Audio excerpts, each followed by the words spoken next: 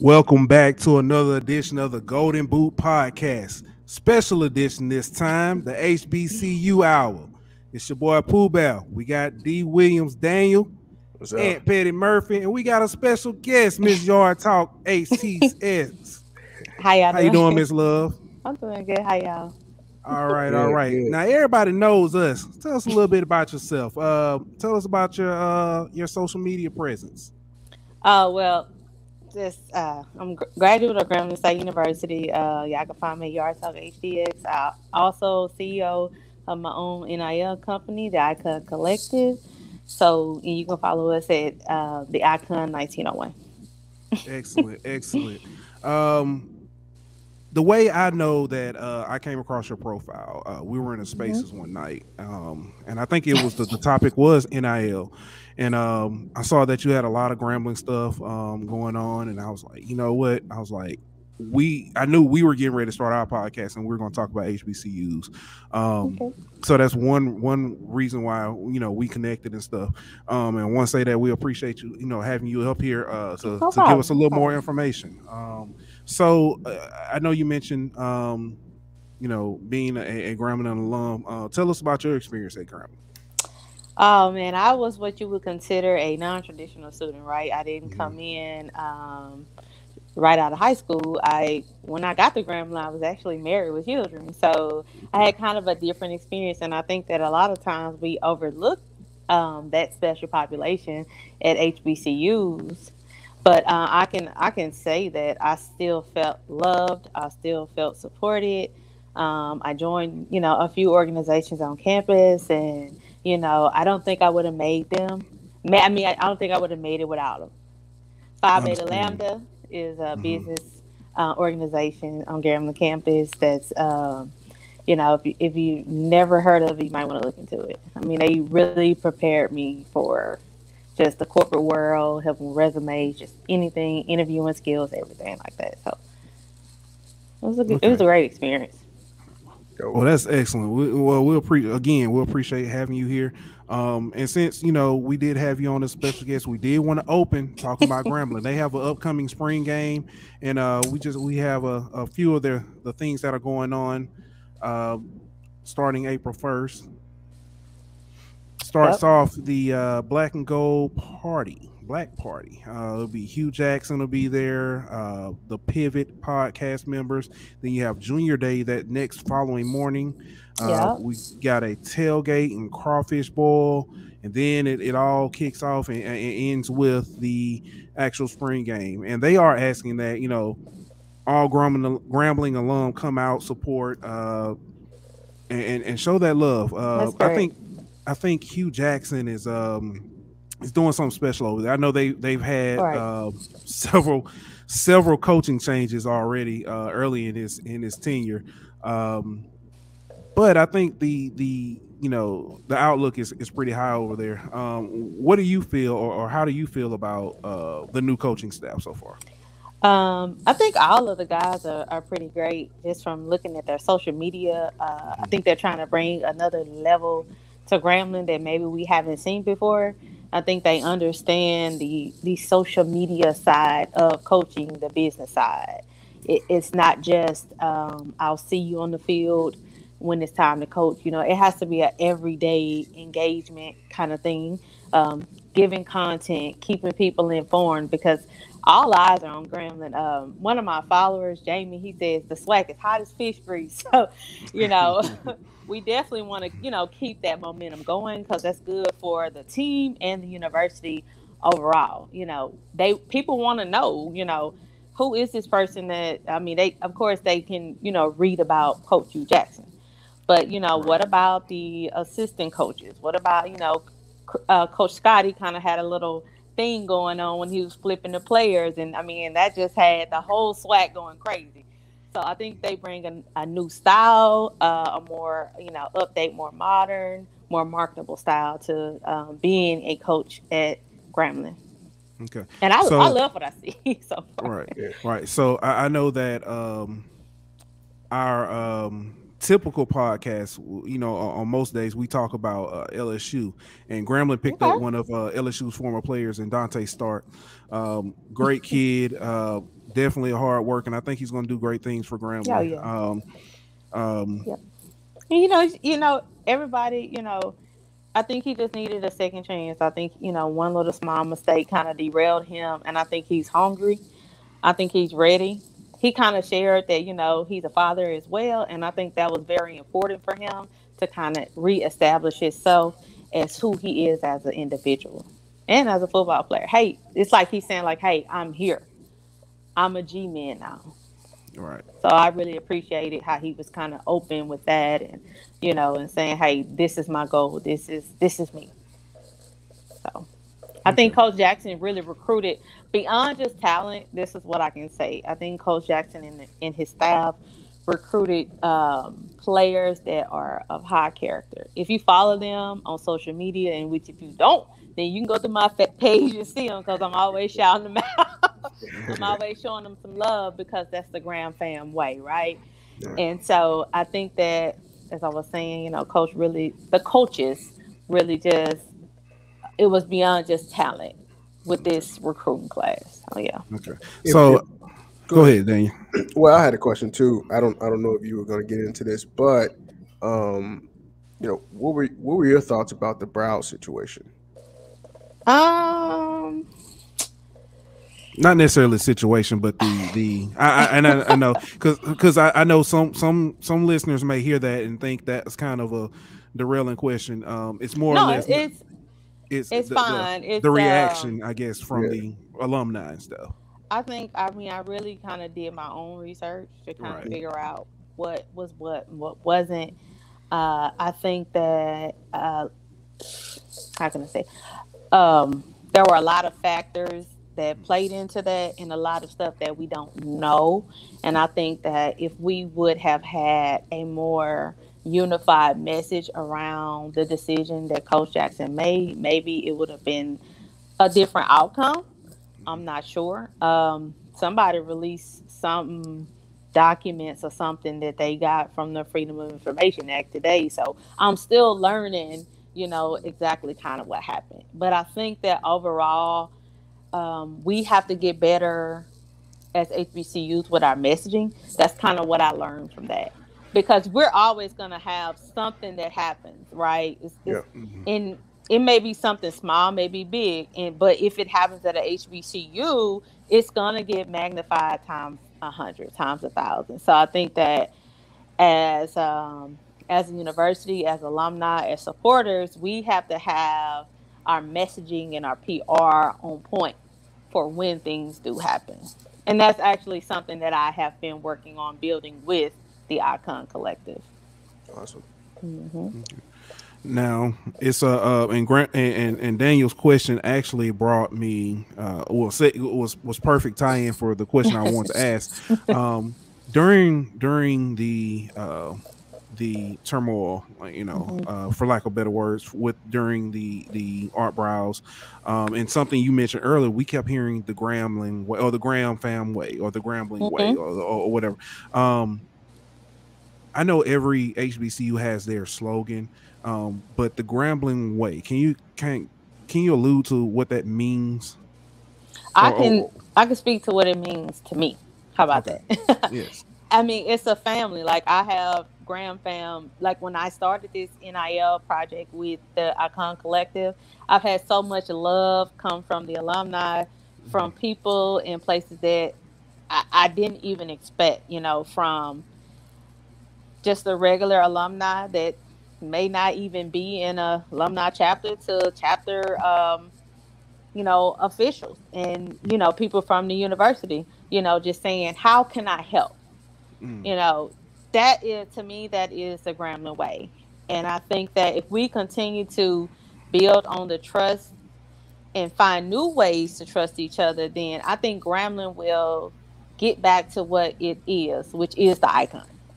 Okay. So I think we say Gram fam, but it's short for a Gram family. Now, Yeah. that doesn't mean that we, because family can go either way depending on, what I'm saying, the mix of people that's there. But I think that overall, I always feel like we don't have to agree, right? I'll give you an example. Because I'm a teacher, I'm an example type person, right? Let's say if, because we have all kind of kids that go to HBCUs that went to Grambling. So you may not be a big football person, right? Right. You might not even be a big sports person.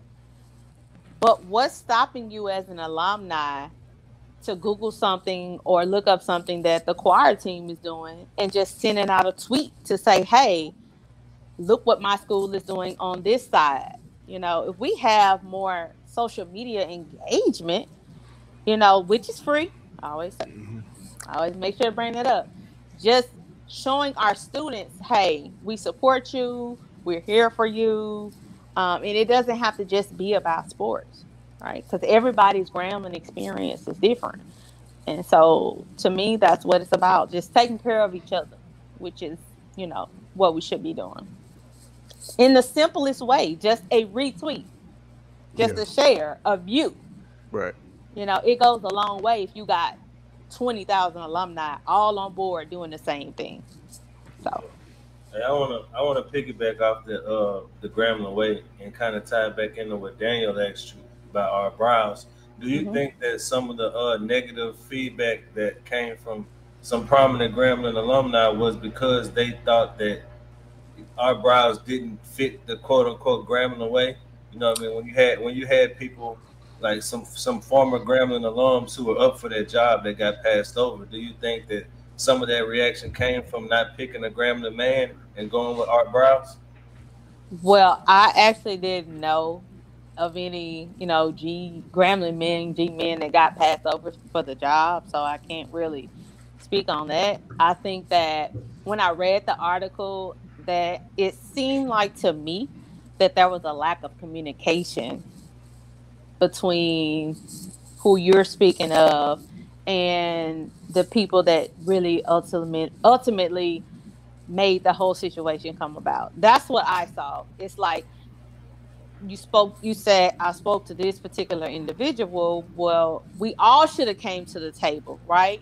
Because I believe in that. I believe that a lot of miscommunication is why things end up in such, a bad place. So I think that more than anything, it shouldn't have been, let me go to the media, right? It should have been, let me call my brother and find out what's going on.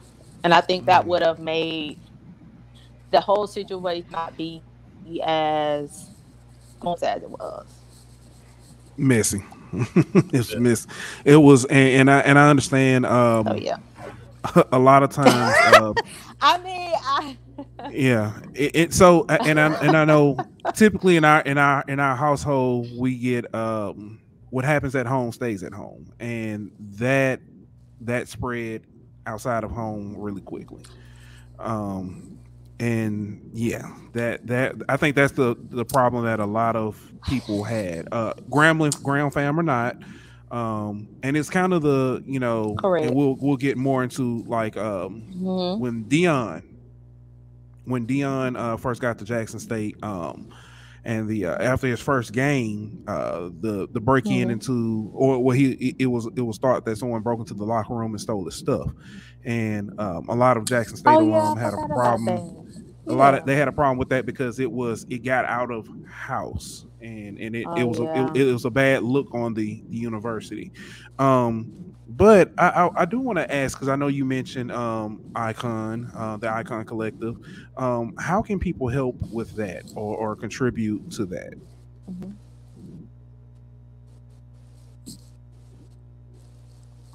Hmm. They can donate to help us facilitate the event.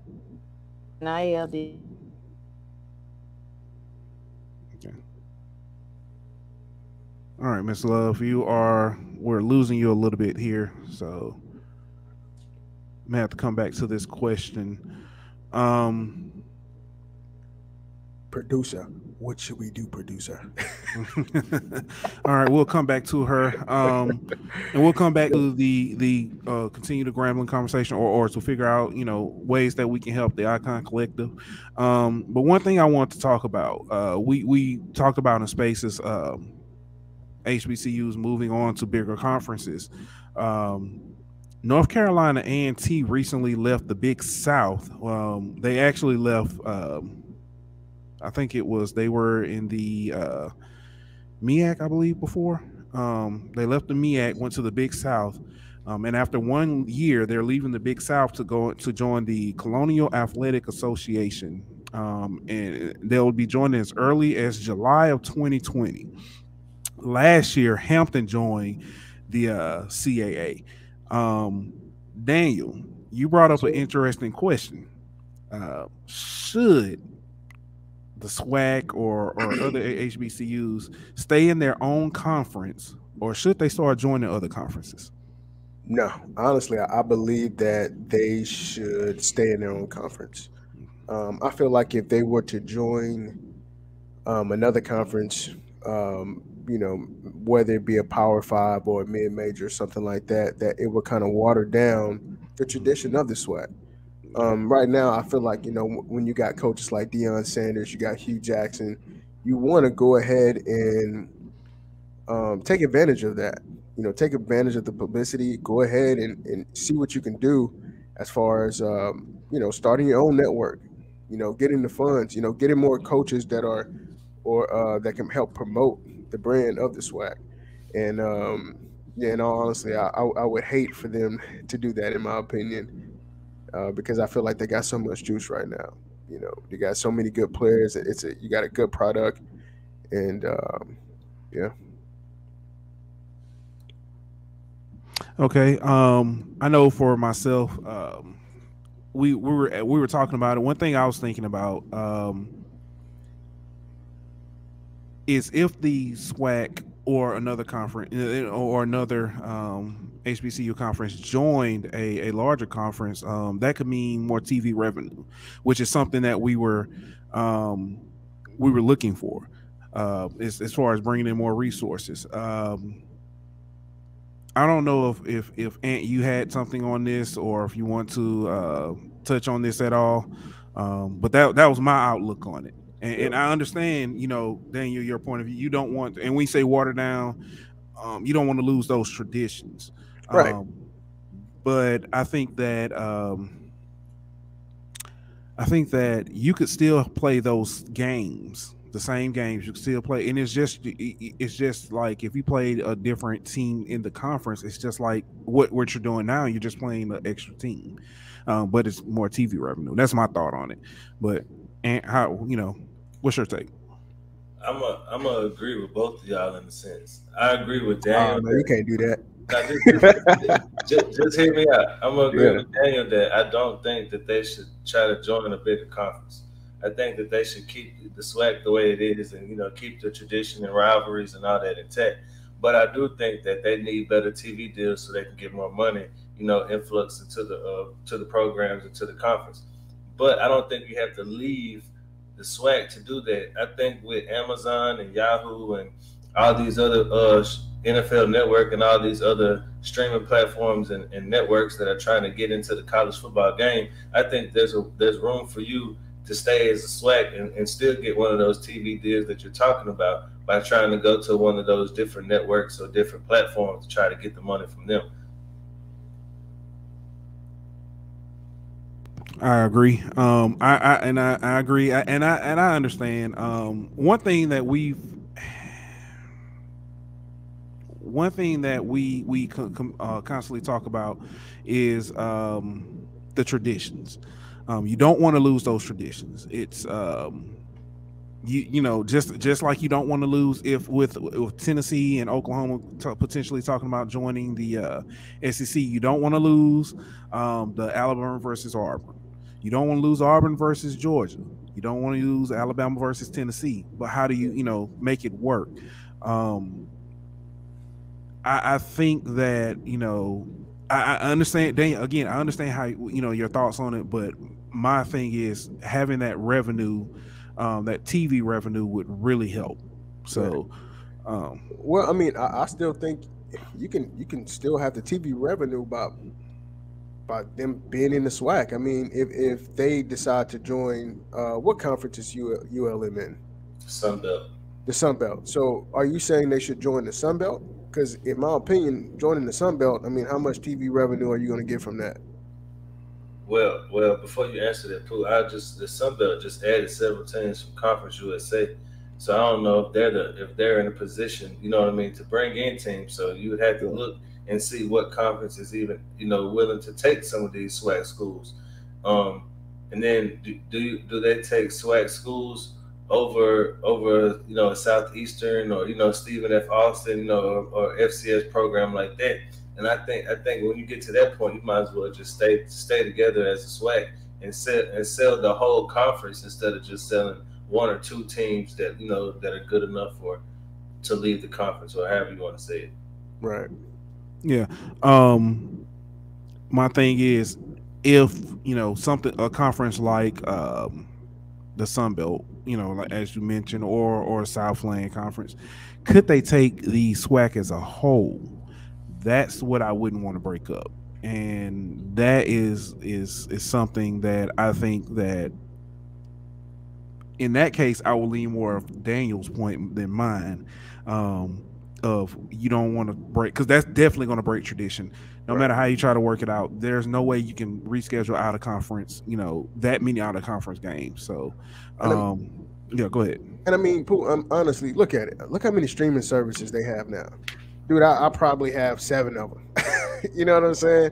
So, I mean, the NFL is streaming on Prime on Thursdays. Correct. Amazon Prime. I mean, you have Disney Plus, you have Showtime, you have HBO Max. Apple TV even have their own streaming service. So it's different ways that you can approach this and still get that TV money through a streaming service. You get what I'm saying? I feel like it's just all about how you market yourself.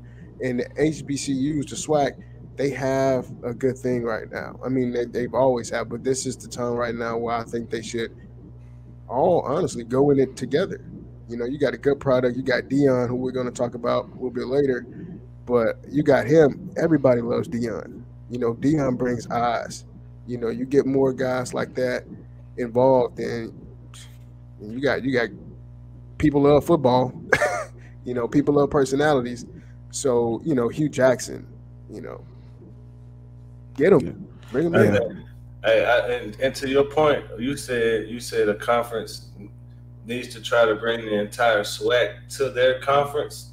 And if you ask me, that kind of devalues the SWAC a little bit, because if you need us to come to your conference to get this TV deal, why shouldn't we just stay by ourselves and get the TV deal on our own? Why should we bring it to you? You know what I mean? Like, so I think if that's the case, and a conference is looking to try to bring the whole SWAC in to their conference, that's the worst thing the SWAC could do, in my opinion, because you're just giving the other conference the money that you could be getting on your own. Right. Yeah, I was just thinking when Daniel said all these streaming services, he said Disney Plus, I was thinking, man, I would love to watch The Mandalorian and then watch Jackson State, or watch Alabama State. So, man, you got YouTube, TV, Hulu, you know what I mean? Even Yahoo was trying to stream NFL games, stuff like that. NFL Network has did college games before, so there's plenty of opportunities for Nickelodeon. Nickelodeon streams NFL games. That's what I'm saying. There's plenty of options out there for the SWAC to be able to find somebody that can get them a deal without having to sell themselves to a bigger conference to get it.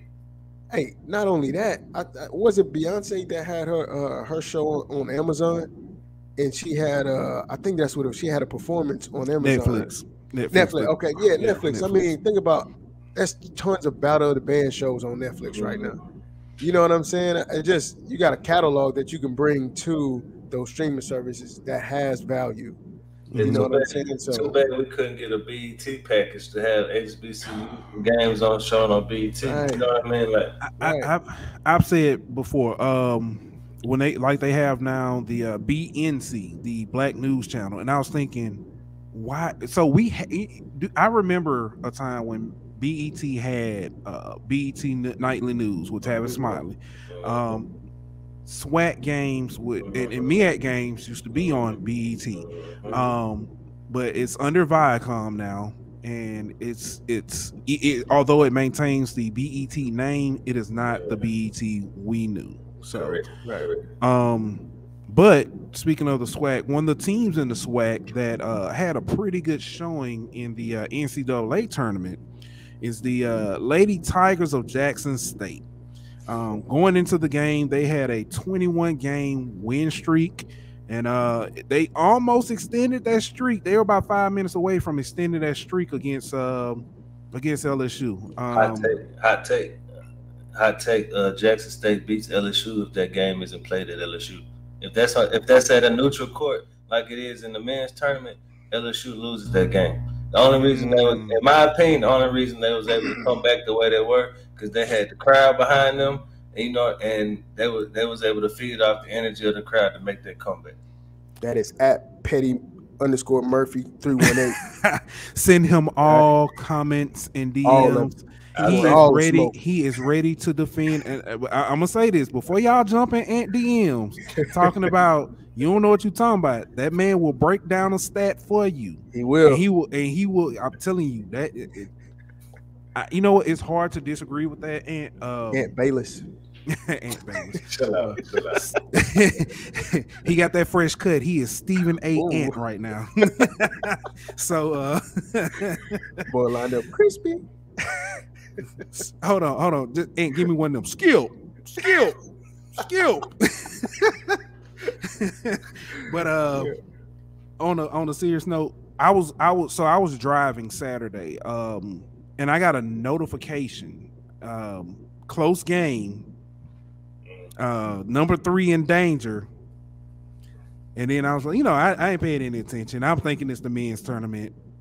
Lo and behold, Kim Mulkey's on the ropes, and she had to pull a rope-a-dope, to get out of that thing. But the Lady Tigers of Jackson State did fall short.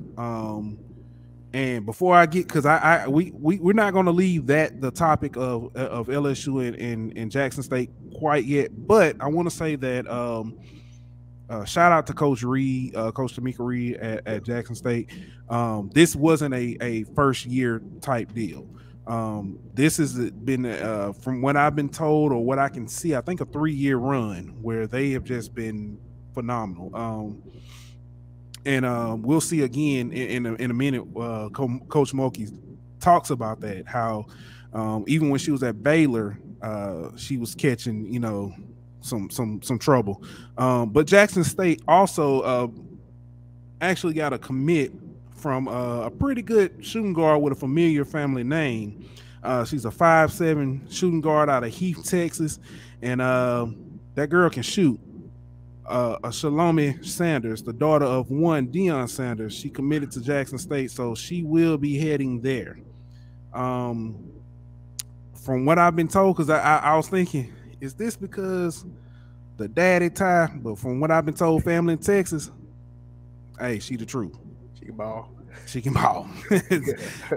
It translates onto the court and says she can ball. But let's get to something I think we all kind of ready to talk about. So after the game, Coach Mulkey made some comments, and let's hear what Coach Mulkey had.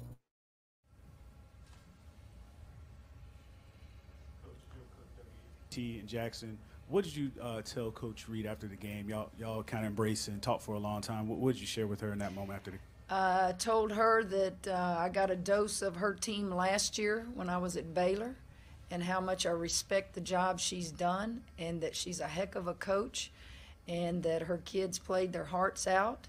And I don't know if you want me to tell you the second part of that, because y'all all Jackson State people, but I said, you ain't going to be at Jackson State long if they don't pay you.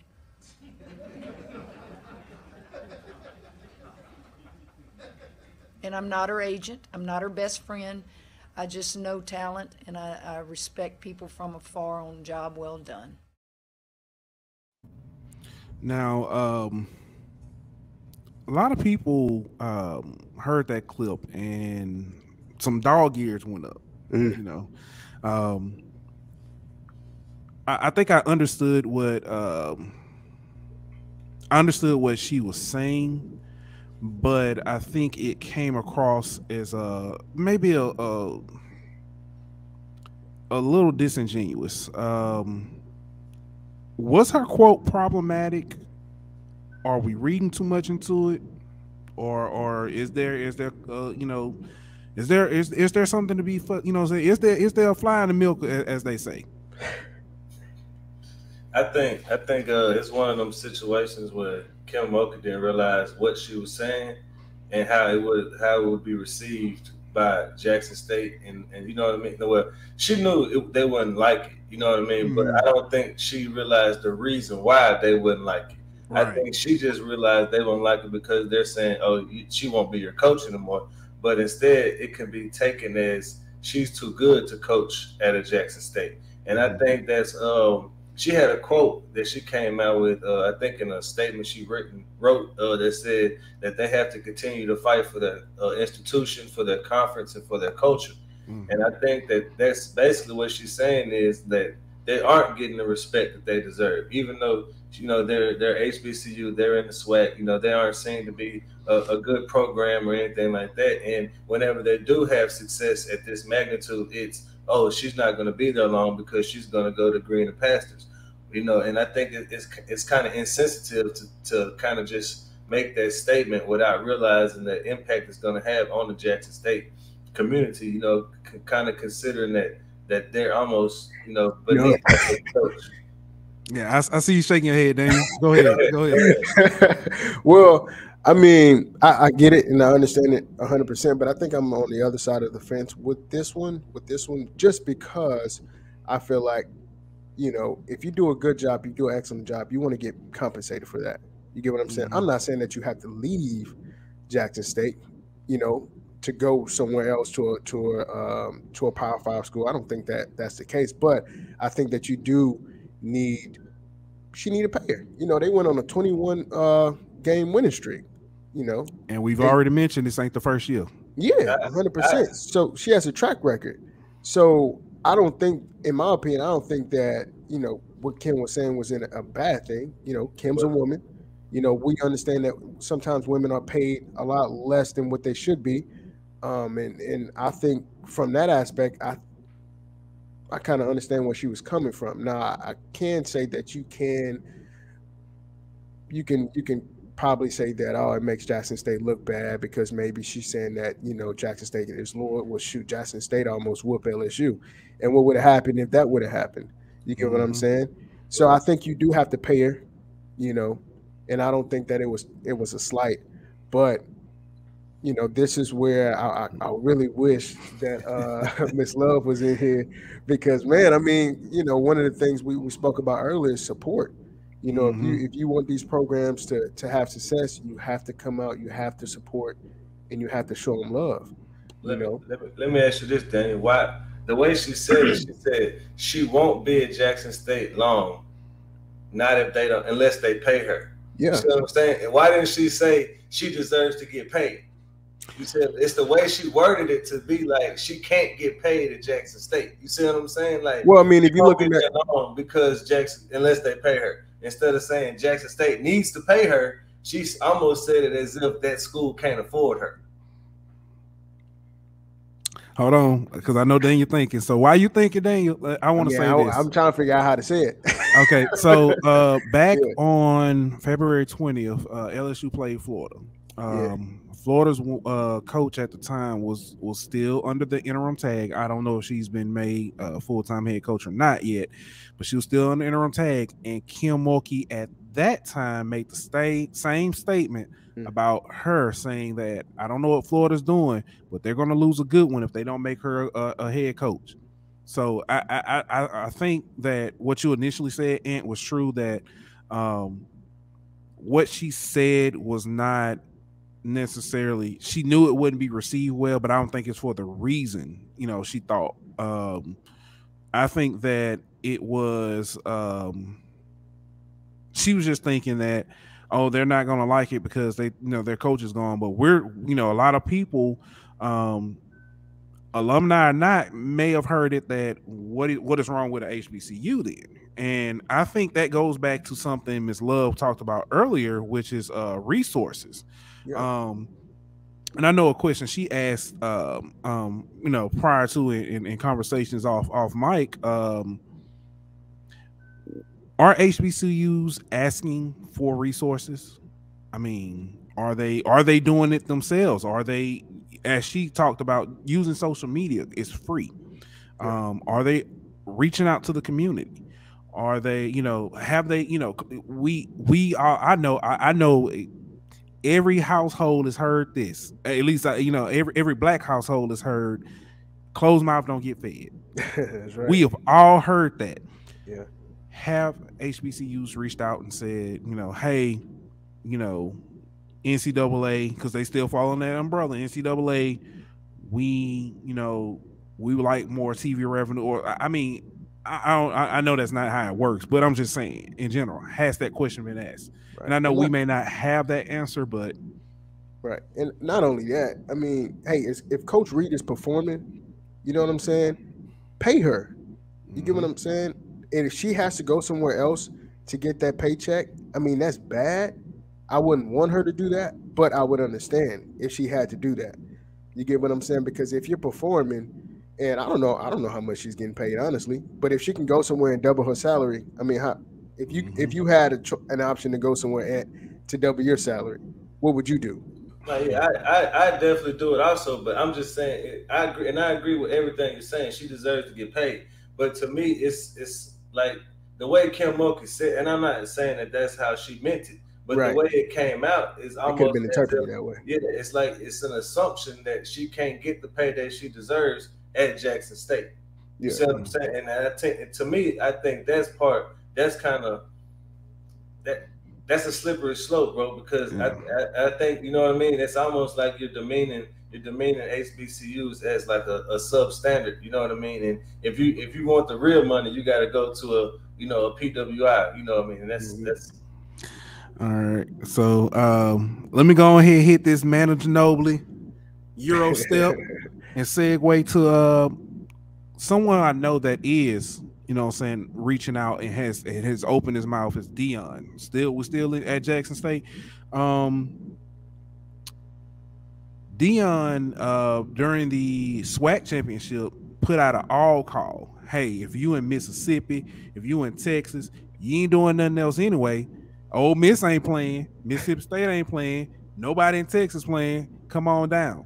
And we saw a Facebook post where I don't know if you saw the white guy who's a big Ole Miss fan showed up to the game, and he left with a Mississippi flag and a Jackson State hat. Yeah, so he was like, I'll be back next year. So Deion, sticking with that, he just had a pro day at Jackson State, and I think he was happy about the pro day, but he wasn't happy about something that happened or who was missing at the pro day. Let's go to Deion and see what he has to say. God bless. Yesterday was phenomenal. I mean, flat out phenomenal. All the kids that participated on pro day, hats off to you. God bless you. The people that came in support, the coaches from the SWAC schools and various schools that came there to stand for your kid. Hey, I love you. 24 teams came to witness our kids yesterday in its entirety, and I appreciate you. But there's 32 teams in this Crayola box.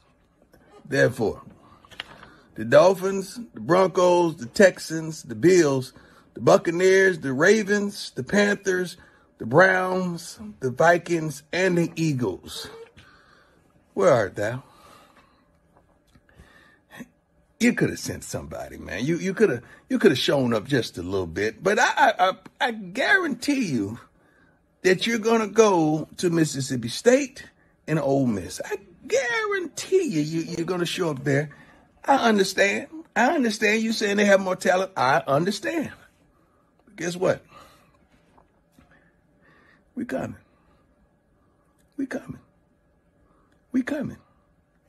And when we arrive, you better be here.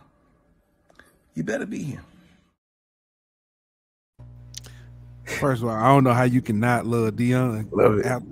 That dude, listen. We coming. And you better be him. Yeah.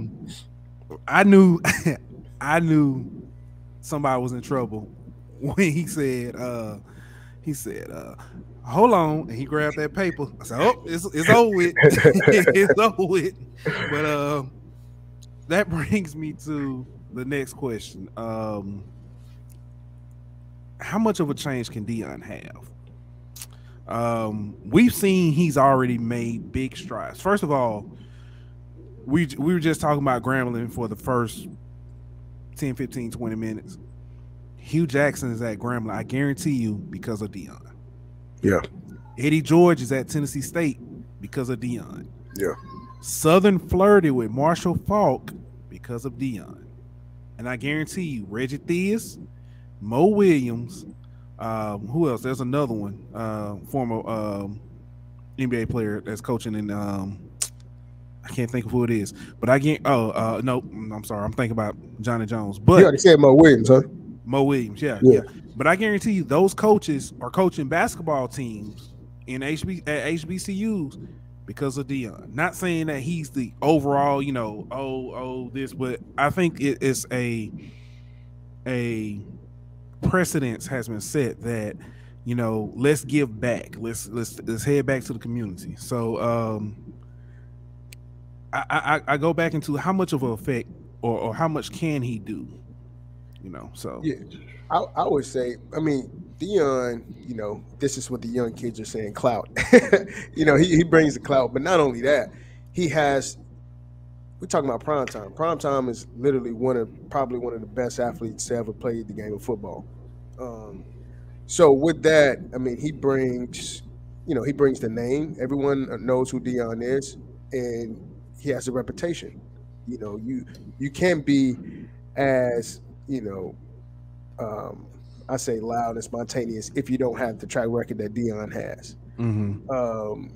So man, it's good to see a guy like that come to the swag. But not only that, he loves it, and he loves those kids, and he wants to give them the opportunity, to be successful, and he wants everyone to see what these guys can do.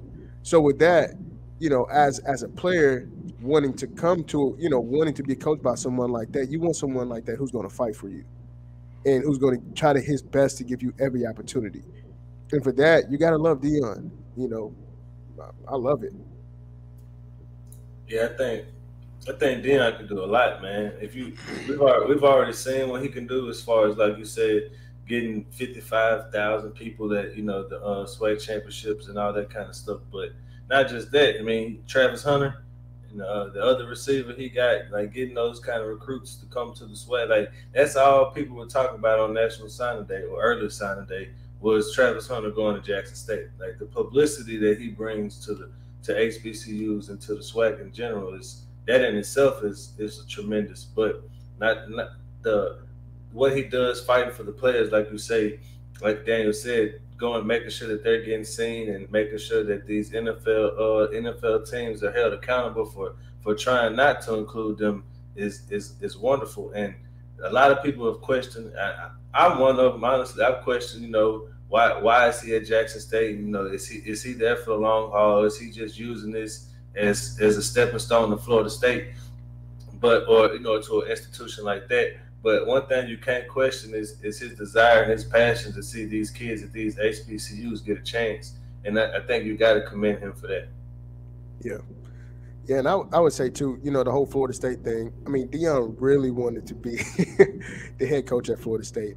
And, they turned their nose up to him. Yeah. And the fact that, he took a kid that was committed to Florida in their backyard, the number one corner DB in the nation. He was committed to Florida State for like 2 years, bro. Yeah, you know what I mean? Like, right. And the reason why he was committed to Florida State was because of Deion, and the fact that whenever he committed to Jackson State, Florida State, they lost their minds, you know. But dude, that's what you get for turning your nose up to one of the greatest, you know. So the funniest thing I have ever heard was somebody say, and it goes back to the resources thing. Somebody said that Jackson State outbid Florida State to in the NIL deal to get Travis Hunter, and I said, I'm sorry, can you and it was on Twitter, but I was like, can you repeat that? Can you type that again? Because that was the whole Barstool giving them $2 million to come into the room. You know what I mean? So my thought was, how logical does that sound that Jackson State had more money than, or Jackson State alums had more money than Florida State alum? You can take the last 2 draft classes and former players to get, come on, man, come on. And my thought was, even if it was NIL deal, what they're doing and I've been saying it for I don't know how long. What they're doing at Jackson State is bigger than football. What they're doing is bigger than sports. They're bringing more attention. HBCU enrollment has gone up. Pretty much every HBCU recruiting class in the past few cycles has been higher than it's ever been. It is remarkable to me to think that the only reason you could justify for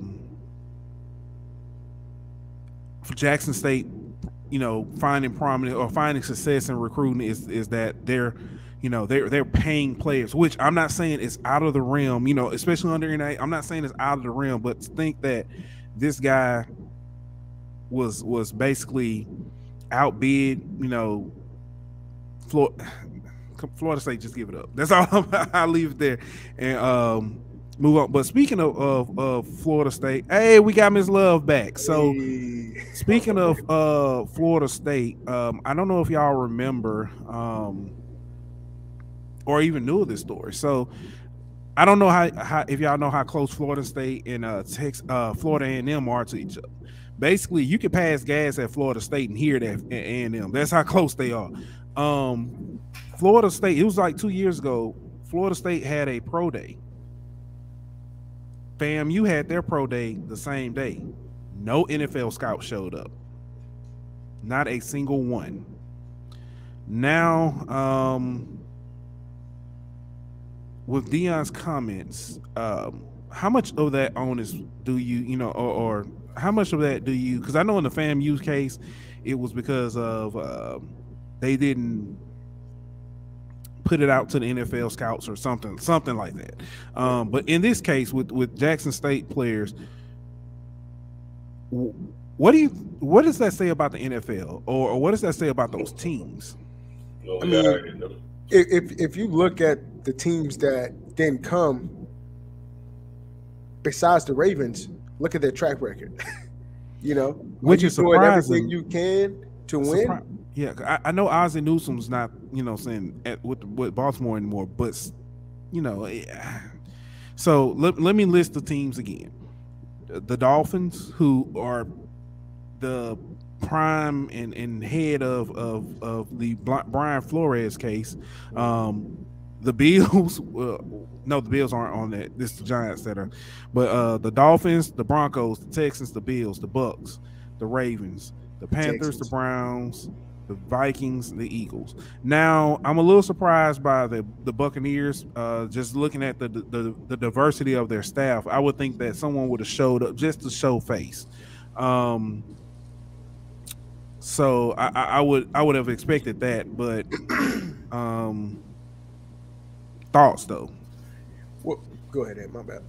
No, I was just gonna ask a question before to kind of piggyback off. Do you think the HBCU combine that they had kind of played a part in some of them teams not coming to this?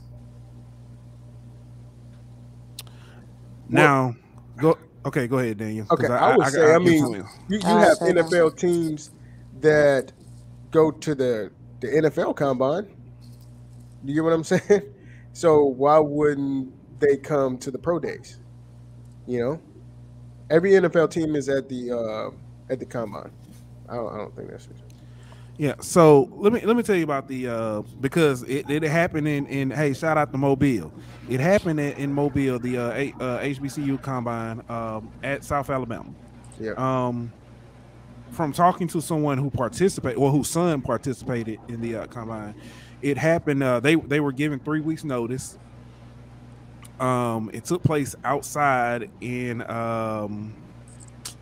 when was that? January, because it was a week or two before the Senior Bowl. So it was cold. Even the media portion of it. So for the Senior Bowl, the NFL pretty much usually hires photographers to come videotape or take pictures and stuff to put out, for publicity. Publicity.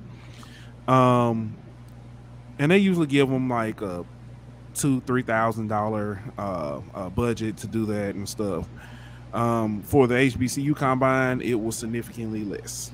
So this seemed, and I know it's the first year, so some of the hiccups are going to be there. But the optics of it all, with everything going on, it did not look good at all.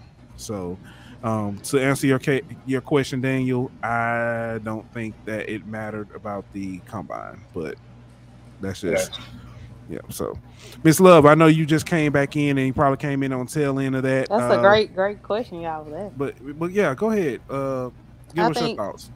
I think it's either you do or you don't. You don't make excuses, though. I think that if we give them an out, they will continue to take it, and it's like, then we're not holding ourselves up to what we say that we believe in, that we want for our students. If we allow even the slightest transgression to happen, like we have to make. And I love the fact that Coach Prime don't play. Like, he says what he means what he says. If they're gonna call you out, he's gonna call you out. And we need more SWAT coaches, HBCU coaches, to be just as bold as them, because if we don't address a problem, we can't fix it. Right. And I didn't even know, like you said, the budget was significantly less for the HBCU combine until you just said that. So it's like we keep having all these issues. Nobody wants to speak on it. And then it makes it look and seem like we're okay with it when internally we're not. So I appreciate you for speaking out. And Ms. Love, I really wanted to ask you this question, because we probably spent 20 minutes talking about it. But I wanted to get your thoughts and your opinions on should the SWAC, stay its own entity, or should they join another conference? Like what? For TV deals, join. I keep forgetting the U.S. Sun Belt, Southland Conference, or a smaller conference, and just just for the TV deals, TV revenue and stuff. Yeah. Okay, now that's a great question. Have y'all seen the news about the Urban Edge Network deal? I seen you post it. Okay, so this is my question back to y'all. How much money has the SWAC generated from those TV deals that they did with being on ESPN and all of that? How much money? I have no idea. I've been looking for it. I can't find that. That information right there must be G14 classified, because I can't find it. You think that's a reason why you can't find it? I think that it may be a possibility that they didn't get, fair compensation, or compensation at all. Yeah. And that's why, because I believe that if it was the SWAC gets $1 million to play their game on ESPNU or whatever, it would have been loud and proud and bold, and everybody would have known about it, right? Because we that's what we do. When we get the bag, we want everybody to know we showing up grown, right? I haven't been able to find that. Yeah, we just got word from producer that it is north of 24 mil is what they got for TV revenue. Who did? The SWAC. Okay, well, can you send me that information? Because I haven't been able to find it. Okay. Yeah. So the question is, which deal is Oh, the no, better I'm sorry. deal? I'm sorry. The Sun Belt got that, not the SWAC. My apologies. Okay, so you were able to find the information easily, right? Yeah. Okay, when y'all can find it. Because same with the SEC, Big Ten, and all the other. You can find it. They actually put out press conferences and say how much they get from from the TV revenue share and stuff like that. They actually announced it during SEC Media Day. So right, yeah. And if we're being honest, this is the same. This is why people at your job, at your 9 to 5s, don't want you to talk about how much you're making. Right. Ooh, we have that bad. We don't want to tell nobody. Yeah. And it's like we have this contest going on between us to not appear that we don't got it. Right. Yeah. So what it ends up becoming a systemic problem because our issues are not being addressed, but nobody wants to, speak on. I don't have a problem because I work for myself, right? Yeah. Nobody wants to be the one to ask for help. You know what I mean? Nobody wants. It's a pride thing. So they want to make it look like they could compete with the PWIs and do it on the all that kind of stuff. Right. Instead of realizing that, look, man, if we got to take a little money from somewhere to get where we need to be, that's fine. But as long as we get where we need to be, that's the main thing. Right. And let me break down the math to y'all, right? So let's say if ESPN offered the SWAC $1 million, right? Now that has to be. I'm assuming the SWAC office would take their cut. So whatever is left is going to be divided between 12 schools. Yeah. So it sounds good on the surface. Okay, we made $1 million deal, but when you really break it down, if in fact that's what really happened, I don't know. I'm just using it as an example. You break the numbers down, really, it's not a lot of money, right? So going back to what I was saying about the Urban Edge deal, our games and stuff are going to be broadcast on HBCU League Pass. So now what that allows us to do is have ownership of our own content, right? And then I'm a mathematician, so let me break the numbers down on that. So let's say if you have 10,000 just Grambling alumni, right? Mm-hmm. And we pay $10 a month for access to that content. Don't put me on the spot. Don't put me on the spot. I can't pull the calculator up that fast. Okay, but that's 100,000. That's 100,000 a what now? A month. So that $1 million deal from the SWAC office ain't really hidden like it would. And then we have all of our games being broadcast, and we're reaping the benefit. We're getting the streaming revenue from that. Yeah. Right, and we can control our own income source versus here's your check, this is what you're gonna get. Because if ESPN was offering the Sun Belt $24 million, how much money do you think they made from it? Right.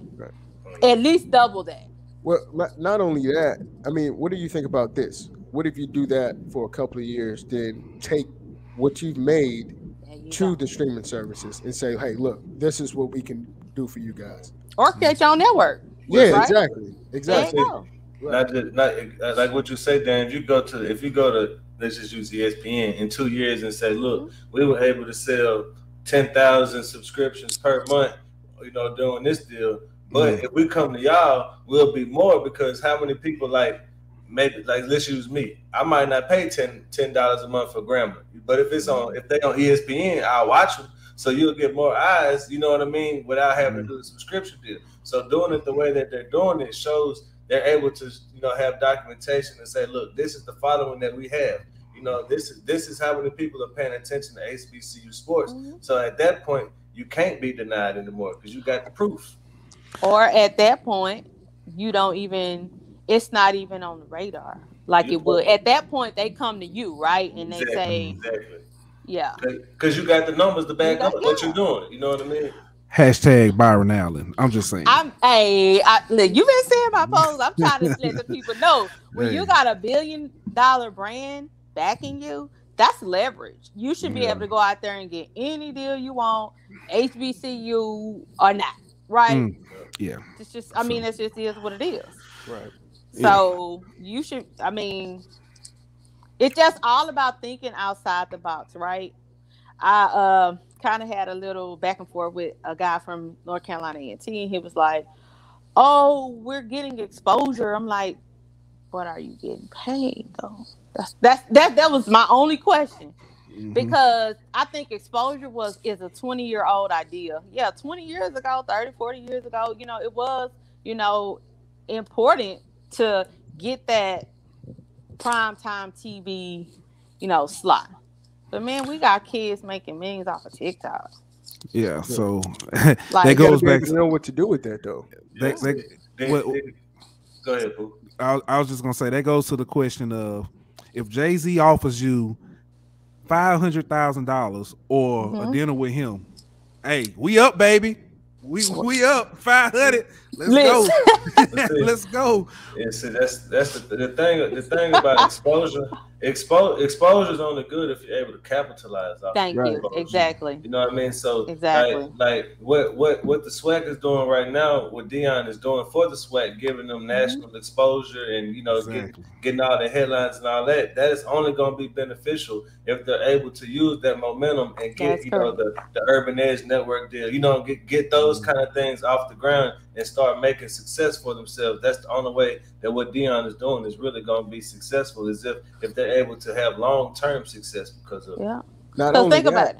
Go ahead. I'm sorry. I would. All right, listen. Hold on. Go ahead. No, go. I'm on your show. Go ahead. I'm good. Oh, come on, you again. But basically, what I was gonna say is, God, dog, I forgot what I was gonna say. Go ahead. Well, y'all seen the Adidas thing today, right? With the NIL. Yes. Now, so go ahead and put it out there because some of our listeners probably hadn't heard it. Go ahead, Ms. Love. Okay, enlighten us. They're gonna have their own NIL network for Adidas affiliated HBCU and Power 5 schools, right? Starting this fall. So now, I got the tinkering around on the internet today. I said, okay, well, let me look and see what Adidas that was my next question. Go ahead. That was my next question. Good segue. Now, let me see what Adidas has already been doing for HBCU. So, of course, I went with my alma mater first. In 2018, they signed a deal that's worth, that's the key word, worth $1.2 million, right? Over 5 years. Okay? So now what does that look like? That's merchandise, right? So they didn't say they dropped a $1.2 million bag on Grambling. They said, it was worth $1.2 million. So that includes merchandise and all of that kind of stuff. So now y'all want to pay the players? Okay, I'm all for it. But what does that look like for HBCUs? Does that look like for every $1 Power 5 schools get $5? What does that look like? So we got to be careful with these big splashy headlines and make sure that the bag is secure. Because as far as my company goes, we're not signing no sharecropping deals for our kids. Yeah. Like, you're going to have to, I need to see the data. And I know how to interpret data very, very well because I went to Graham and I went through the trenches, okay? So you're not going to just pull, okay, you get 5% of everything we sell. No, sir. Y'all had a $688 million advertising budget for 2019. So even if they give each student at Grambling, student athletes, 340 of them, right? Even if they give each one of them $1,000, that's $340,000.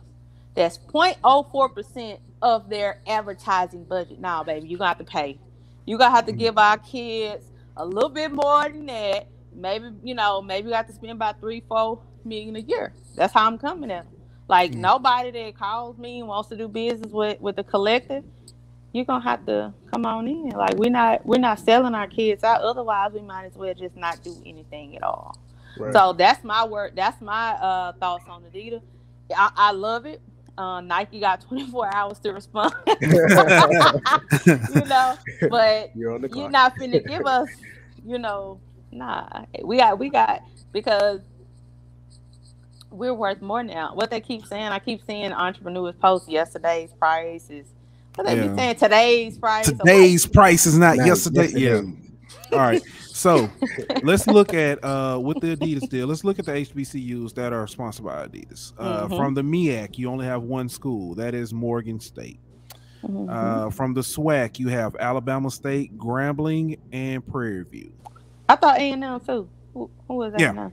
And Alabama A&M. I'm sorry. Actually, it does not say Alabama A&M. It has Alabama State. I think I can't remember who Alabama A&M falls under. It may be like Russell Athletic. I'm not 100% sure. Okay. But it does not list it on the website at this time. So yeah, so that is it. So even with that, that is let's see. That's still that's one, 2, 3, 4 schools. Right. So that's still a very small right. When you think about overall how many HBCU athletes it is, that's still a very small number. Okay. So you're talking about you said 1.2 million for 5 years? Yes, that's the contract that they signed in 2018. Yeah. It was worth 1.2 million. Now. That ain't gonna do much. So, you know, but you see what I'm saying? Like, you're not finna just everything counts, you know, but still that's not enough. Yeah. It's not. It wasn't even enough in 2018, but I understand that it was progress for where we were at the time. You know, I'm not gonna say that I feel like. I mean, you know how much hotels room costs? For traveling. So not just that. If you look at the schools that have, and Deion brought this up earlier this year, the HBCU schools who are, especially those that are sponsored, you know, by Nike, Under Armour, Adidas. And he was saying, what does it cost to put a name on the back of the jersey? These mamas want to see their kid's name on the back of the jersey. He was like, what is it, $5? I'll pay that. And if you look at pretty much, I think Jackson State, and there may be North Carolina A&T, I think recently, because of the success they've had. But a lot of these schools, they don't have the names on the back of their jerseys. Right. And it's not because of tradition, because I know some Power 5 schools do it because of tradition. They don't put the names on the back of the jerseys. It's not because of tradition with the it's traditionally they hadn't had the money or they haven't done it, but it's not because of any tradition. So, and they don't have the best uniforms. So that's what I'm saying. If we are locked into a contract with y'all and you saying, well, we don't even got the best uniforms to be putting the names on the jersey. Like, it's like that stuff is dead now to me. It has to be in order for us to really capitalize on where we are right now.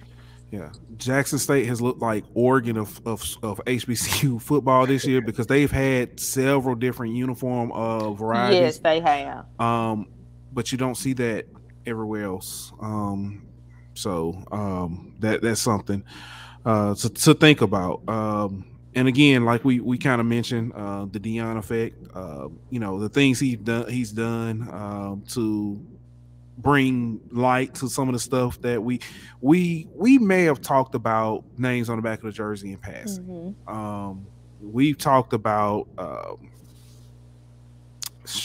we've talked about the poor looking uniforms, period. You know, even the brand of football. I would say too, winning changes all. You know, you can't. You know what I'm saying? I don't want to. No one wants to support a loser. You know, Agreed. if you want the money, if you want the fans, if you want people to know who you are, win. You know what I'm saying? Once you start winning, that money will come.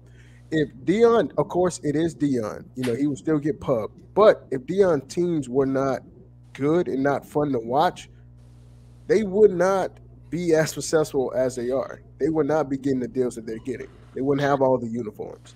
You know, I think Deion does add to it, but again, they have a great program. Yep. I don't know if y'all caught the Twitter space today with Coach Harrell at JSU. I mean, I did not. And actually, Coach Odom's at Norfolk State was in there also. I mean, they were just dropping gems like it wasn't nothing. And I think that it goes both ways, right? yeah, winning is important, but what Coach Prime always say, you look good, you feel good, you play good. Mhm. So I think that part, that to me, that says the alumni does their part, the players do their part, the coach is gonna do their part. Yeah. So I think, you gotta win, but you gotta prepare to win. Have we been preparing at the capacity that we that we can to get to that level, to have a successful program like Coach Prime has? I don't know. Have we put the work in as we call them stakeholders in public schools. That's the community, that's the coaches, that's the players. Everybody that will show up big when the team is winning. Where are you when things? You have to keep that going. Like, if nothing else, for these students, even if the coach ain't who you want the coach to be, or because I'm tell y'all, HBCUs got it bad. If they don't like somebody, they will throw the whole school away. And I'm like, that is the craziest thing to me. Yeah, I've seen that at I've seen that at Alabama State. Yeah, how does that help? I have, because if you don't like the head football coach, what they got to do with basketball? Yeah, what they got to do with baseball? Yeah. Your giving shouldn't be contingent on, how can I say, the success of the sports program, man. So I wasn't even gonna say that. It should be contingent on whether or not you like one person that gets hired or not, bro. Bingo. That's what it is, man. Bingo. That is killing us, because it's the I want a candidate B, but they hired candidate A, and so until candidate A is gone, I'm not going to a game. I'm not doing any of that. You know what I mean? And you don't hurt candidate A, you hurt the school. You know what I mean? You hurt the program. So come on. I have learned a lot, y'all, since moving in this NIL space to support the student athletes at Grambling. I have learned a lot just about how people. Just about the mentality of different, factions of the school. Just a lot. I've learned a lot. All right. So I think we're going to move on. And since we're talking about winners, let's talk about one that has won at the highest level. Let's talk about Miss Cynthia Cooper Dykes. I remember Cynthia Cooper from the Houston Comets. Yes, sir. The inaugural days of the WNBA. She was recently coaching at Texas Southern. She has announced her retirement this year. Want to say congratulations on a very successful career. I don't know what the future holds, but if it's anything like you've done before, it's going to prosper. Very successful career. Now, this next subject, because these are some quick hitters. This next subject is one that's kind of near and dear to my heart. I mentioned to y'all off mic how I have a lot of family and friends that attended Dillard University. And Dillard University is starting to expand. They've added several new sports programs to their athletic department. Some starting this spring. You've got men's and women's track. You've got men's and women's tennis, men's and women's indoor track. The DU Diamonds and the Cheer Devils went from just a support group to a competitive team. When I first read that, and I know when I said that, y'all started laughing. When I heard they went from a support group, I was like, so they was like holding people's hand and like somebody was crying, but no, I get it. They went from just sitting in the stands and stuff to actually being competitive, which competitive cheer is a very lucrative sport. If you've never been to a listen to a competition, listen, Disney World be lit. When it comes on ESPN, it be lit. I got a buddy whose daughter does that, and every week he back. I mean, like every weekend he out in Dallas, Houston, Disney World. Every weekend it's in a different spot. I don't know how they do it, but you ain't lying. It's very competitive.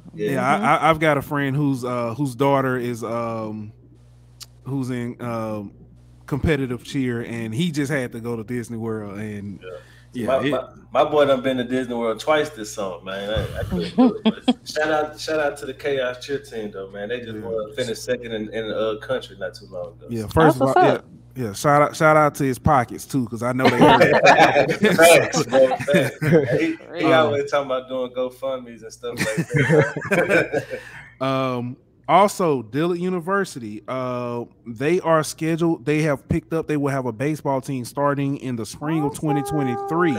Mr. Travis Grant was hired as the new head baseball coach. Hired back on February 24th. He was previously serving as an assistant at Southern University. In the NBA, Miss Shatila, and forgive me for mispronouncing her name. I'm sure I'm butchering it. Miss Shatila Riley Irving, who is the stepmother of Kyrie Irving. She is a proud Dillard University alum. She just joined Rock Nation and is presumed to be the only Black woman that is representing an NBA player as an agent. I seen it. Something about Rock Nation, right? Yeah. You tell her to come get some of this NIL money. Okay. Shameless plug. You know. Hey, it's a few. You know how numbers work, right? It's a few NBA players, but it's a whole bunch of student athletes, right? So we're gonna get a little money at a time and let it all add up. Yeah. So, all right. Now, staying in the basketball realm, Talladega made the NAIA championship. They were the number 2 seed, and they were 32-5 on the season. Unfortunately, they ran into a red-hot Loyola from Louisiana, who was the number 1 seed, and they were 36-1. They played last night. Talladega fell short. However, they had a very successful season, and look forward to them being back next year, because I think from what I've seen, everything I've seen, they had this is some consistent success they've been having. Before we get ready to wrap it up, Miss Love, before we got cut off earlier, we were asking how can contributors reach out and help you and show you support in the NIL space or any other space. What are some things they can do to help you? Okay, number 1, follow me on social media. The Icon Collective is on Twitter and Instagram and TikTok.